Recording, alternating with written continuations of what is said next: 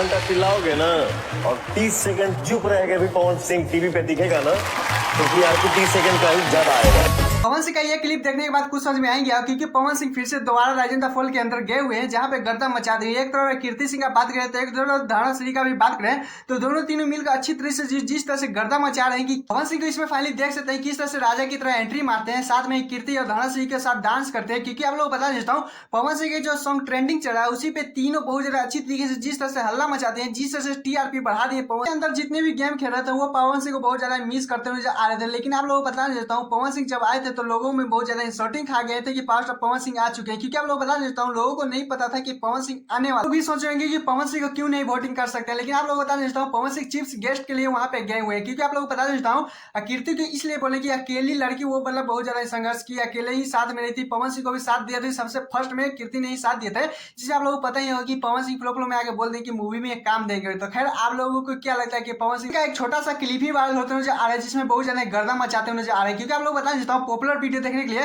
कल ही आप लोगों को बीच में आ जाएगा। क्योंकि मिडिल प्लस पे बहुत ज्यादा अच्छी तरीके से होगा तो उस पर आप लोग वोटिंग भी कर सकते हैं। तो पवन सिंह का कल गर्दा देख सकते हैं क्योंकि पॉपुलर जितना पवन सिंह का सॉन्गिंग है हिट कीर्ति धारा श्री डांस करते हुए आ रहे थे कि क्या ही बोले गर्दा गर्दा मचा हुआ है, कहीं पे भी सुन सकते हैं। तो अभी पवन सिंह के टीआरपी को लेकर और इस शो में चर्चे पवन सिंह का बना हुआ है। खैर आप लोग इस पे क्या रहे हैं प्लीज कोई जो बताओ। चलिए दूसरे अपडेट चलते जिसमें खेसारी लाल यादव फैन पे गुस्सा। क्योंकि आप लोग बता देता हूँ दोनों में बहुत ज्यादा तुतु में हो चुका है। क्योंकि इतना बहुत ज्यादा तेजी से वीडियो वायरल हो रहा है कि क्या ही बोले।